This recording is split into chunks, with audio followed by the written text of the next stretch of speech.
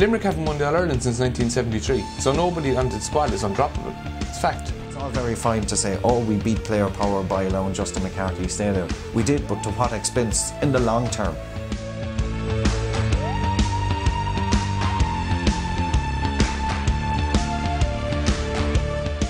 Two years ago when Justin was appointed as manager and everybody heralded this as the great start for Limerick Hurling, including myself, I thought that he was probably the best man out there for the job, and without a shadow of a doubt that everybody welcomed his appointment when he came in.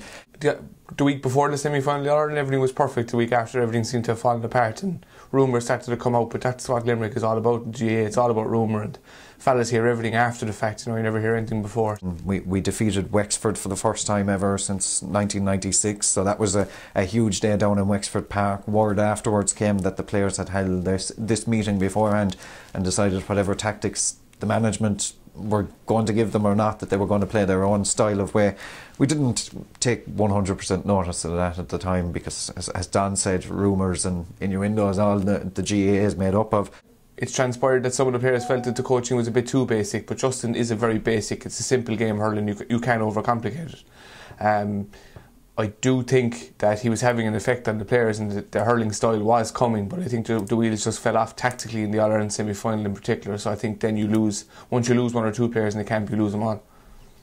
We thought that we had a good team going up to Croke Park, but something went wrong that day, whether it was the management's fault, whether it was the players' fault, I don't know, but something went seriously wrong on that day, and I suppose since then we all know what's happened since as a result of that.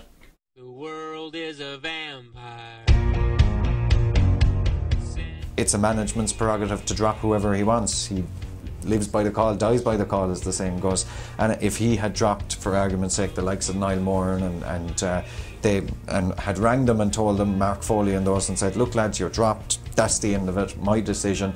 That would have been fair enough, and if Limerick find themselves where we are now, I don't think Justin would be there in terms of he would have made the wrong call in dropping them, as has turned out since. The Kilmurray Lodge was a venue for a new season, new meeting for Justin and his team. It was only when certain players arrived at that meeting they realised that some of their comrades from last year weren't at the meeting. Now that could be understandable, fellas mightn't turn up or whatever, but it did transpire later that they were never told about this meeting, which is basically the crux of the situation that's happened in 2009 and 2010. I still reckon that Justin McCarthy is probably one of the finest coaches in the country, without a shadow of a doubt, but his man management skills are something that have been raised by a number of players, and I haven't seen much of it the last number of months to convince me that he is this brilliant man manager, while he is, without a shadow of a doubt, one of the greatest coaches.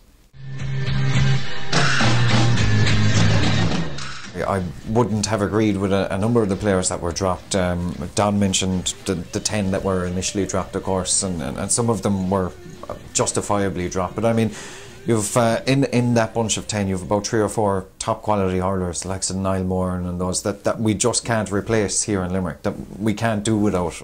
They should come back for the good of Limerick hurling. You should always come back and play for your county, it doesn't matter. At the end of the day, 15 Limerick players in green are going to run out in Simple Stadium in the championship in the sun in the summer, and we have to support them because they're wearing the green jersey.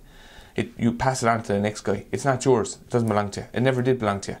So if you're asked to wear that jersey, you wear it. Look, either a player is going to come back or he's not. It's as simple as that. And the players have said they're not going to come back under any circumstances given the current management. So what I'd like to see an end to is this. Like out at the Gaelic grounds, every day you go out to do a match or to do a Limerick match, you're told, oh, the next game now we'll have X back or we'll have Y back. We won't have them back. What we have is what we have. You're a club hurler first. When you pick up your hurley when you're 6 or 7 years of age, you don't pick it up with Limerick, you pick it up with your club. So you play for your club and the county invites you to wear that jersey or even train with the panel. That's how it works. That's how the GA works. It might be its Achilles heel, but it's its best asset too. You play for your club and you get drafted into the county panel. After that, the following year, you're not on the county panel again. You have to be asked to be on the county panel every year. Just because you're on it for 10 years doesn't mean you're on it for the 11th. Just because you're on it 1 year doesn't mean that you're on it the next. That's the honour behind it. The heading was Limerick players dropped due to lack of discipline. I mean, you have Mike O'Brien, I'm going to leave out a few players. You've Mike O'Brien there that never touched a drink in his life. You have Niall Moran, who drinks very rarely. You know, these players have given 110% every night they go training. I find it very weird, particularly in Limerick. It's such a sporting city that everybody knows everybody. So the rugby crowd know the hurling crowd, and the hurling crowd know the soccer crowd. So take, for example, a Limerick hurler or footballer is out and has a few pints on a Friday night.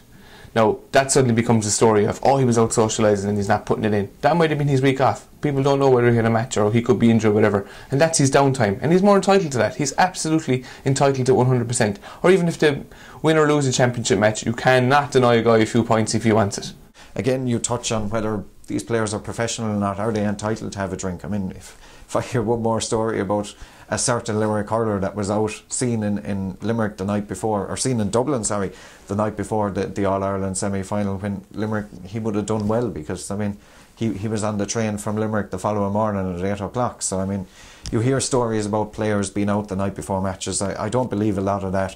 I know after the Wexford game, we mentioned the Wexford game there earlier, that some players stayed in Wexford that night. They had the full permission of the Limerick Hurling management team to stay in Wexford that night. Training was organised for the next morning. The players made the training.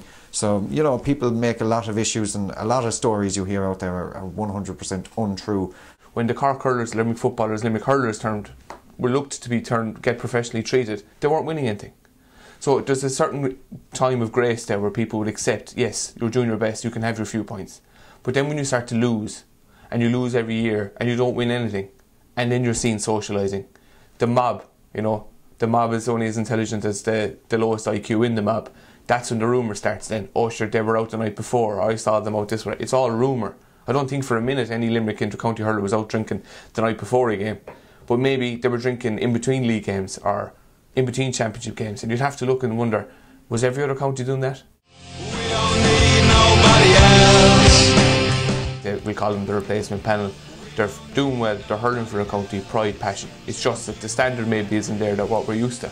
But at the end of the day, we have to accept the decision now, county board, move on. And when they run out at Thurles, you still have to roar for them, because it's still 15 lads in green. You know, it mightn't be the guys you want it to be. It never really is the guys you want it to be. There's always going to be debate on who should be playing. But they're the Limerick senior hurling team, no matter whether we like it or not. If a team isn't successful, it ain't going to get the supporters. With the All-Ireland champions down at the Gaelic grounds a couple of weeks back, 1,500 people at max is what was there. We had a Saturday night game, Limerick against Cork in the National Hurling League, which would normally generate about 5,000 or 6,000 people in the Gaelic grounds. Was there even 1,000 people at it? You know, I mean, ultimately, the people want success. And unfortunately, and I hate to say it, we ain't going to see success with this current bunch of players. But what we are seeing is a group of lads that are giving 110%. Build a panel and then attack it. We're not going to win the All-Ireland in the next 2 years. We never were. So maybe if we could win it in 3 years with this panel, isn't it better than not winning it in 3 years with the old one? Unbeknownst to a lot of people out there, as I said, let's say the plastic hammer brigade that turn up in Thurles and don't go to club match all year. The lifting the treaty policy that was brought in by the GAA is revolutionary. There's kids playing non-competitive games. There's camogie clubs popping up all over the county. There's hurling clubs everywhere. There's football clubs. Hurling and football is strong in Limerick. It's massive. It's bigger than what people think. So the future is there. So it's kind of at the moment a barren period, but we've had a barren period. What we don't have at the moment is we don't have the recognisable names, the household names. But if Limerick were to win next year's Division 2, you know, that's more exposure than getting relegated this year, or staying up this year, bringing everyone back next year and not winning it again. It's more exposure. You see the pictures in the paper and you listen to the lads on the radio after winning something. That brings Limerick on. Look at the overall scheme of things and decide what's best for Limerick hurling. Not just what's best for player power, not what's best for county board, not what's best for Justin McCarthy. You have to look at the overall scenario. And I mean, if we face a situation now on Sunday where we have to go up to Parnell Park to win, if Limerick get relegated from Division 1 of the National Hurling League, given the success there is with Munster Rugby, given there's the huge interest there is in local junior soccer, where is that going to put Limerick GAA? Well, the biggest thing I think going forward, like we all remember being young fellas, whatever was on the television is what you went out the back garden and did. I mean, matches finished at 6 o'clock on a Sunday and there's another 3 hours of light outside, so what do? Do you pick up the rugby ball after Munster win another Heineken Cup, or do you pick up your hurley after Limerick win All-Ireland? And at the moment, you're going to be picking up a rugby ball.